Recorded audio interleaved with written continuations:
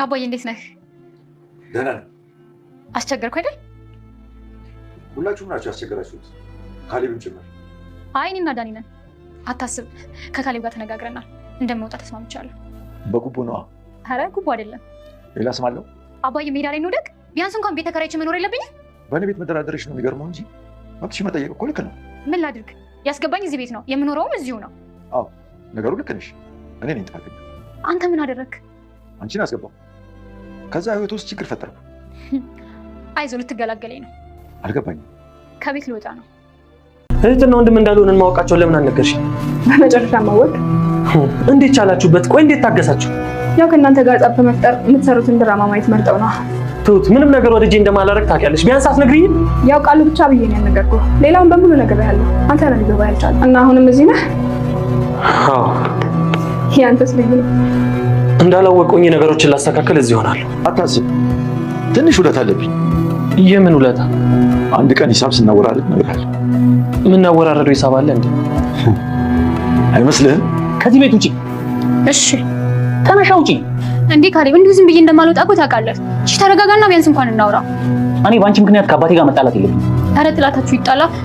ግን እኮ ዝም በይ አስመሰል። ነይ ውጪ። እንደው ተረጋጋ ካሌብ። ነይ ውጪ፣ ነይ ውጪ። ግን የተሻለ አማራጭ አይመስለኝም። ትሁት እንደ ውሻ እንደዚህ ካላባረሻት በስተቀር ክብር የሚገባት አይደለችም። አንዴ ካሌብ የምትሄድልህ ይመስልሃል? ታዲያ ምን ላድርግ? እሷ የምትወደው ድርድር ስለሆነ በድርድር ለመፍታት ሞክር። 400,000 ውስጥ እሺ እልክልሻለሁ። ከዚህ ቤት ግን ውልቅ ብለሽ ትወጫለሽ። ቆይ አልጨረስኩም። ምን ቀረሽ? ከአንተ ጋር አንድ ቀን ቆንጆ ራስ መብላት እፈልጋለሁ። እሺ ለአንድ ቀን ብቻ። ይኸው ብሩን ሰጠሽ? አልሰጠኝም። እና ቆይ ለምንድን ነው የምትጠጪው? የሆነ ደስታሽን የምታከብሪ እኮ ነው የምትመስለው። መደም ድንቀም ትይዣ አልቀበለው ማለት ከተስማማ በቂ ነው። እኔ መሞት የለብኝም። ለአንተ ብዬ ብዙ ነገር አጣሁ። ራሴን ግን ማጣት አልፈልግም። ያለ እኔ እኮ መኖር እንደማትችይ ነበር የምትነግሪኝ። አሁን ግን የተረዳሁት ሰው ያለ ገንዘብ መኖር እንደማይችል። ምን? ቆይ አንቺ ነሽ ይሄንን የምትናገሪው? አሁን እኔ እናንተ የምንዋደደው ካስተዋልክ ገንዘብ ሲኖረኝ ነው። ለእሱ ራሱ ተቀይረበት ነው። እሱም ላይ አዎ ምንም እያወራችሁ አይደለም።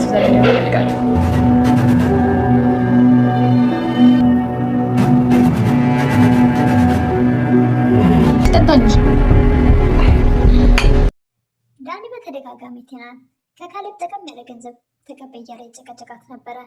ቲናም ከካሌብ 400,000 ብር ተቀብላ ዳኒ ገንዘብ ተቀበልሽው ሲላት ሽምጥጥ አድርጋ ነበር የካደችው፣ ምንም እንዳልሰጣት። አሁን ላይ ዳኒን አንዳንድ ነገሮች እየደበቀችው ነው ቲና። እንደ ድሮ በግልጽ ያለውን ነገር በፍጹም አታማክረውም፣ አትነግረውም። በተለይ ባለፈው ክፍል ላይ በጣም አስጠልተኛል ጠልቼሻለሁ ካላት በኋላ ከጀርባው ሌላ ሴት እንዳለች የተጠራጠረች ይመስላል። እንዲቅድ ያቅዳለሁ እሱ ደግሞ አሳካዋለሁ፣ የራሴን ብቻዬን አንተ ልጅ ውስጥ አላስገባም እያለችው ነበረ። እሱን ደግሞ በግልጽ ለዳኒ ልትነግረው አልፈለገችም። ሰላም ጤና ይስጥልኝ ውድና የተከበራችሁ በመላው ዓለም ያላችሁ ኢትዮጵያውያን ተዋናዮች፣ እግዚአብሔር ይመስገን ደህና ነኝ። የግፈኛው ሚስትና የሰራተኛው ፍጥጫ ክፍል 36 ቀጣይ ክፍል አብረን እናያለን። የካሌብ አባት ከዋሉበት ውለው ሲመጡ አባዬ ደህና ነህ ትላለች። ደህና ነኝ ይላሉ እሳቸው።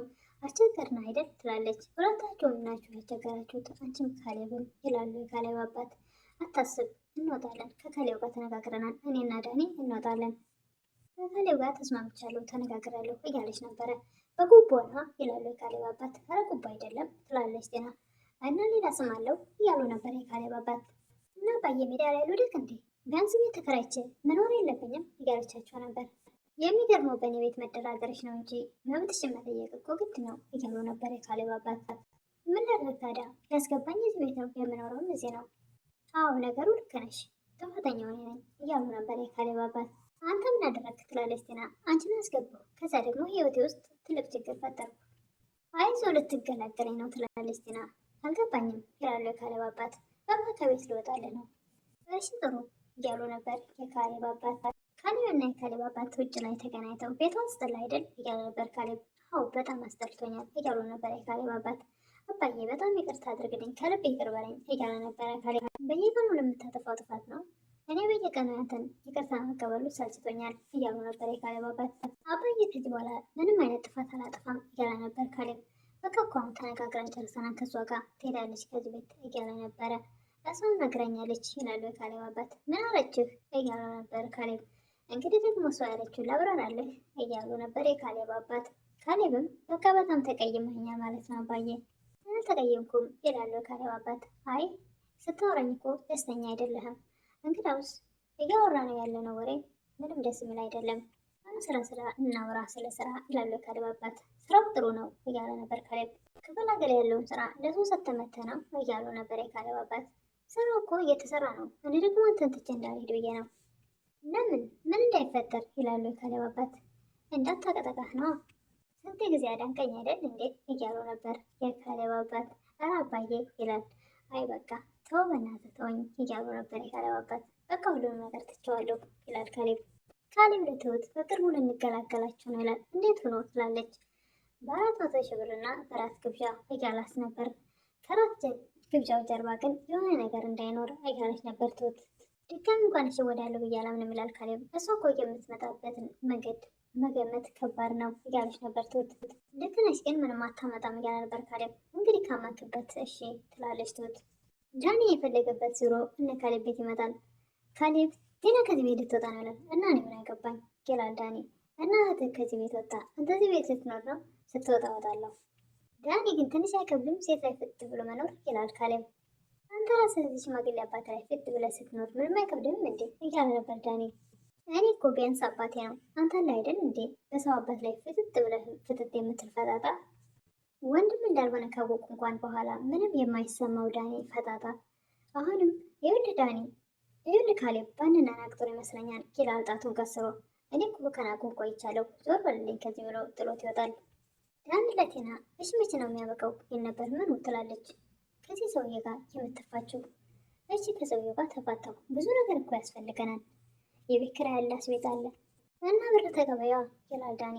ያን ያክል ብዙ ገንዘብ የሚሰጠኝ ይመስላል ግን አንቺ ጠይቀሽዋል እያለ ነበር ዳኒ። እሷም 400,000 ብሩን እንደተቀበለችው አሁንም ሽምጥጥ አርጋ ልትገደው ነው እየሞከረች ያለችው። ጠይቀሽዋል ይላል በተደጋጋሚ ዳኒ። አዎ ብዙ ገንዘብ ስጠይቀው እንደውም አንፋታ ይቅርታ ብሏል ትላለች። ካሌብ ግን የጠየቀችውን 400,000 ብር ሰጥቷታል። ይህ በቃ ትዕግስት ያልቋል እያልኩሽ ነው እያለ ነበር ዳኒ። እንግዲህ እኔ እስካሁን ከአንተ ጋር ብቻ ነው ሰላም የሆንኩት፣ አንተ ግን አሁን ትዕግስቴን እየተፈታተንከው ነው እያለች ነበር ቴና።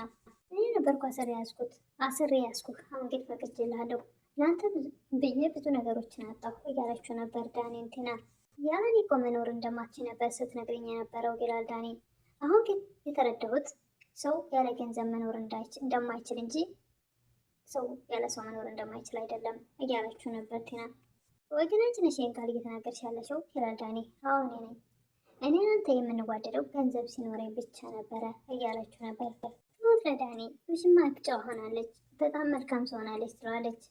አይ እንደዛ ብለሽ አታስቢ፣ ብትጠነቀቂያት ይሻልሻል፣ የሆነ ነገር ሳታስብ አትቀርም እያለ ነበረ።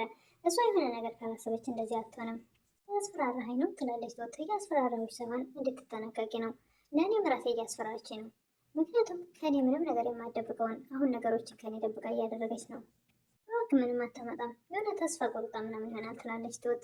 አይ እንዳልሽ ሆነልሽ ግን አይመስለኝም እያለ ነበር ዳኒ። እንደሆነ አልፈራትም ትላለች ትሁት። እኔ ፍሬያት አይደለም ያልኩሽ፣ ግን ብትጠነቀቂ ይሻልሻል።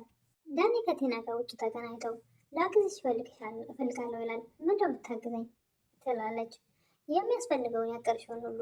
አይ በፍጹም አያስፈልግም፣ እኔ ራሴ ብቻ እበቃለሁ። ምንድነው ጣልተሽ ነው ይላል። ጣልቼ ሳይሆን ለምወድ ነው ለአንተ ብዙ ነገር ያደረግኩትም እስከዚህ ድረስ የደረስኩት።